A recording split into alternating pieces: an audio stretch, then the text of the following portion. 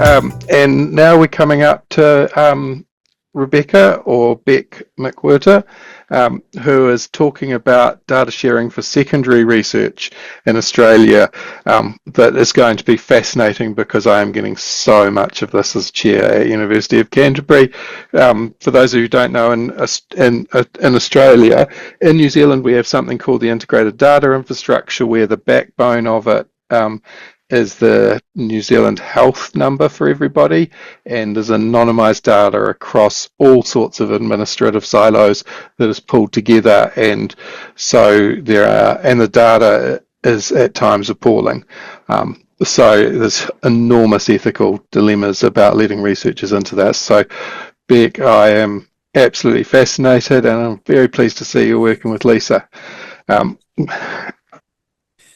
Thanks, Lindsay. I am on Ngunnawal and Ngambri land today, and I pay my respects to their elders past and present and acknowledge their continuing care for country. Today, I'll be sharing the results of a shared ethical debate activity that Lisa Eckstein and I led earlier this year with a big and fabulous team. Okay. I think everyone here will agree that HRECs have a really challenging job, particularly when we're looking at data sharing applications and waivers of consent.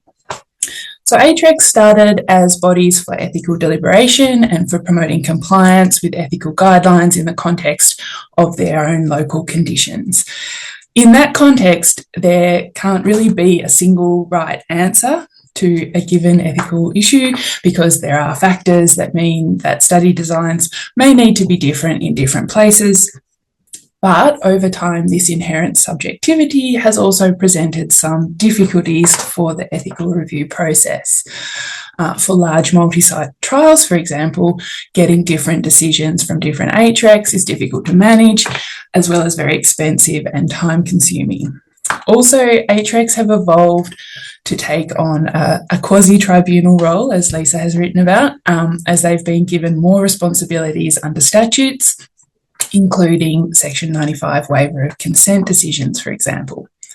When HRECs come back with inconsistent decisions on these more legal decisions, and there's a lack of transparency around some of these decisions, which is different to, say, in New Zealand, because Australian HREC minutes aren't publicly available, and freedom of information requests have tended to be applied somewhat inconsistently. And also there's no real appeal mechanisms for people to engage with if they think that an incorrect decision has been made. And so we have some potential procedural fairness issues here. So while I would be very cautious about suggesting that there's a correct answer to an ethical dilemma, some degree of consistency across HREC decision making could be valuable and is something that we might want to work towards.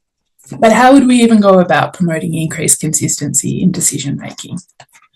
Well, in England, the shared ethical debate method has been successfully used to assess levels of inconsistency in their research ethics committee reviews.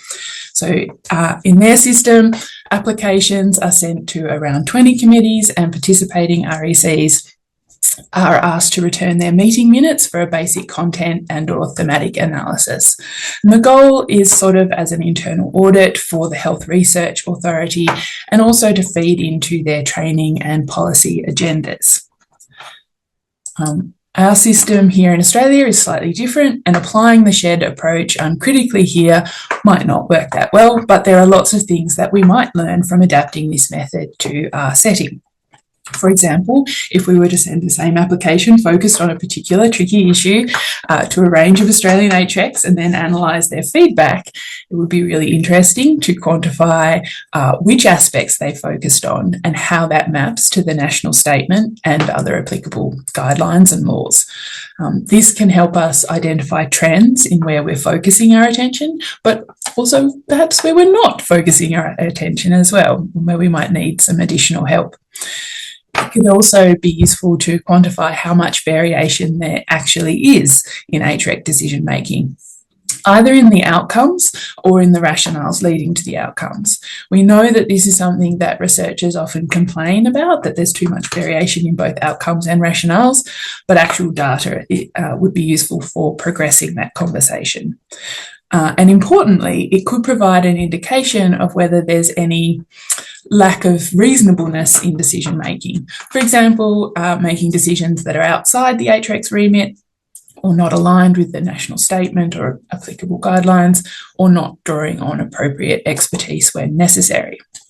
So that is exactly what we hoped to do. We were helped with this project by Jonathan Williams and Kylie Hunter of the NHMRC Clinical Trial Centre, who designed for us a fake but very plausible study based on their extensive experience with seeking approval for data sharing projects using participant level data. They drafted documents for a hypothetical meta-analysis, drawing on quality of life data from parents of very preterm infants. So this was all made up, but it was all very much based on their real experiences. All HRECs registered with the NHMRC that we could find contact details for were invited to participate. So that was 188 of them.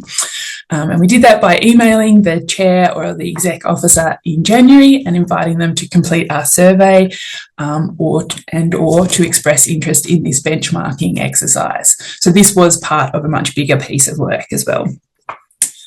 This was supplemented with some publicising work in various newsletters, including the NHMRC tracker, and also leveraging our existing networks.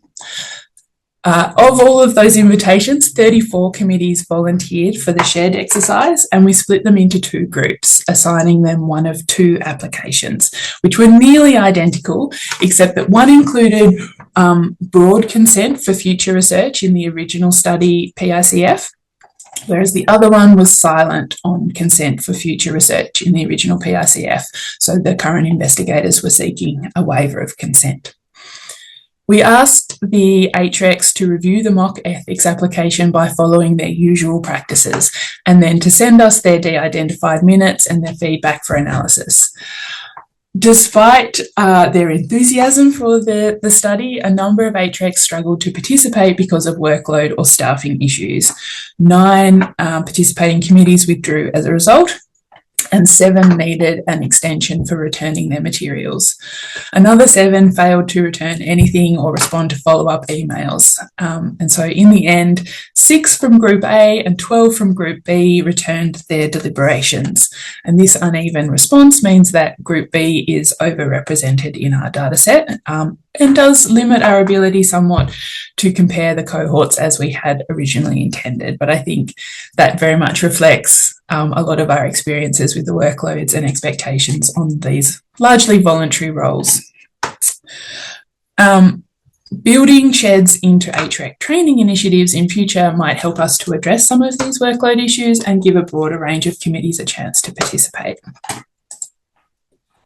Even with the resourcing challenges facing committees, we managed to achieve a fairly good diversity of participating committees in terms of geographical spread and the types of institutions they were affiliated with and serving the needs of, whether or not they were part of the National Mutual Acceptance Scheme, and also how often they had traditionally considered applications involving secondary use of data.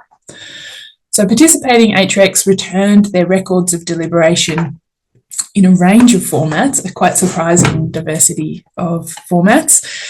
We had full transcripts of meetings, we had minutes of meetings, we had summaries of deliberations, we had written responses from different committee members, feedback to investigators, the notification of the outcome, and various permutations of these different forms. They varied in length from 1 paragraph to several pages and demonstrated both synchronous and asynchronous deliberations. So we had asked them to use their usual processes and we'd allowed for different formats, but we were still surprised by this variation. And it did actually lead to some challenge in the analysis, but because this was partly a pilot project designed to sort of test the feasibility of this approach for assessing decision-making on other contentious questions, and maybe as a tool for promoting consistency across HRECs, that this will help us to refine our approach in the future. And what we found was really quite an astonishing array of diversity. So some HRECs approved the study, some rejected it outright. Quite a number of committees asked for further information or for revisions to be made. And that was the most common response, particularly in the arm that was silent on data sharing in the original consent form. While some committees were very, very positive about the way that the application had been written, others were very, very negative. There was a huge range of issues that were raised by only one or two committees, which suggests that it might be difficult for researchers who are applying to multiple HRECs to get consistent advice from HRECs when they're developing their protocols. And that suggests that perhaps HRECs need some additional guidance and support in making their decisions, and also that researchers need more guidance as well. There were a few key areas of divergence within the deliberations that we think have some important implications. And the first is that committees had really different ideas about the ethics of data sharing, which is obviously central to secondary data use, and also the ways that they backed up these views. So here we have two quotes that illustrate this divergence. On the left, we have a committee tying their position to a provision within the national statement and conceptualising secondary data use as a desirable research activity, especially given that the completely fake participant group were notionally under a lot of stress already as parents of very preterm infants. So secondary data use for research is inherently desirable because it maximises value for participants and minimises risks of harm or discomfort. On the right, we have a committee who just don't approve of groups looking at data who aren't part of the original organisational group who collected the data. This is quite conspicuously not linked to any provisions in the national statement, but rather seems to be a rule or position that's been developed by this committee themselves based on their experiences. Which isn't to say that this position is ethically unsound necessarily. It may in fact be the result of a deep understanding of the relevant context and genuine concern for the rights of participants.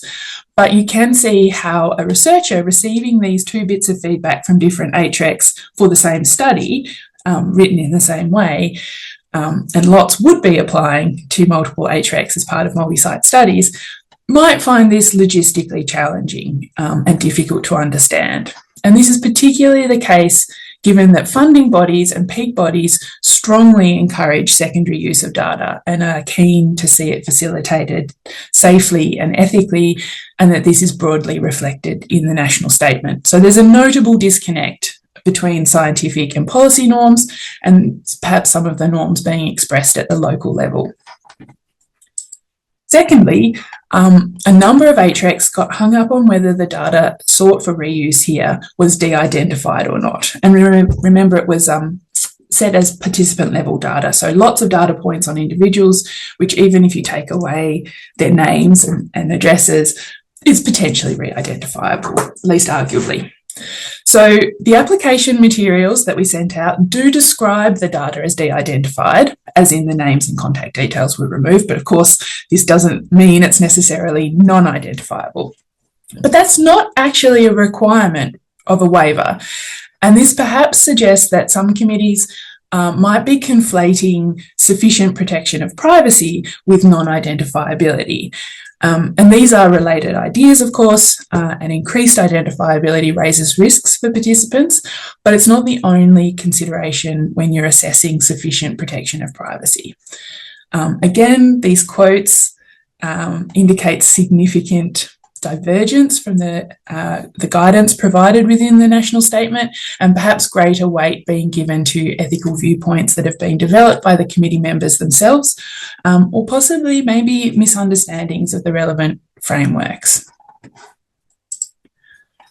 Finally, and perhaps most strikingly, was the divergence in HREC responses to the waiver request. The case supporting the request was made in the letter to the Ethics Committee, supported by 11 dot points that mapped to the criteria that are set out in 2.3.10 of the National Statement. While aspects of the points made were perhaps arguable, and they were sort of deliberately framed to be arguable to make it a bit more of an interesting exercise, It was nevertheless really striking to see the extreme variability of responses in the HREC deliberations, with one quote here stating that there were no valid reasons provided at all, and another finding that the waiver was well justified against the relevant criteria. Another committee questioned the validity of waivers overall as a thing by saying that it seemed to undermine the statement in the original study consent form that participants would have no further input into the study after the last identified point of contact. Taken together, this indicates that the task of justifying a waiver is difficult for both researchers and HRECs, that the guidance that we're given is perhaps not enough for either cohort to do what they need to do. And there are definite areas for debate and uncertainty in the way that they're currently expressed in the guidance.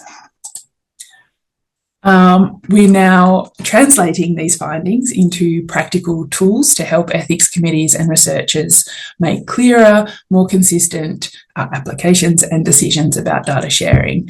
We're preparing an ethics submission guide for researchers and ethics committees that will provide step-by-step advice through the process, from developing a research project to a high-quality ethics review.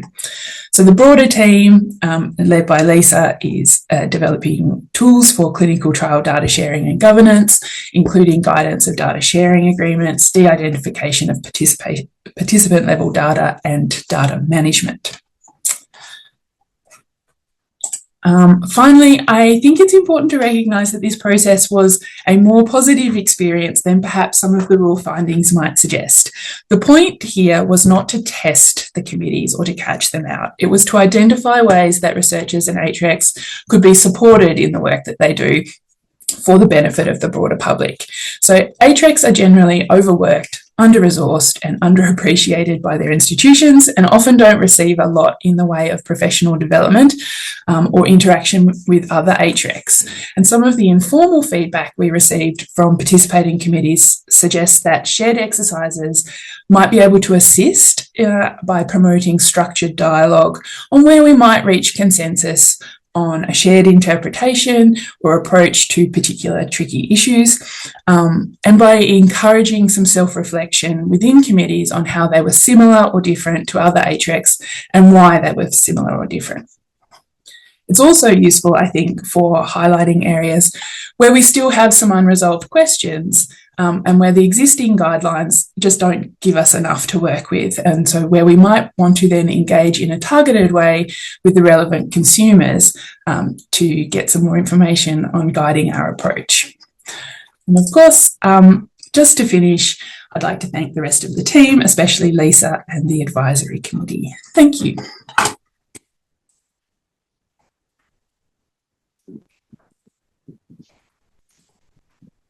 Thank you so much. I'm happy to say, Beck, that you have promoted a very, very motivated and interesting discussion in the chats, which you can go and look at. Perhaps you should have got a research ethics approval to be able to use these comments before we started. I think probably we should all do that.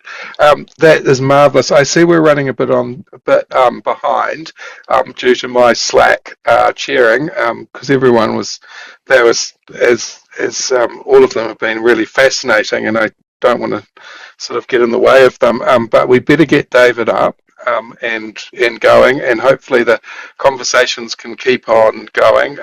David's got to talk on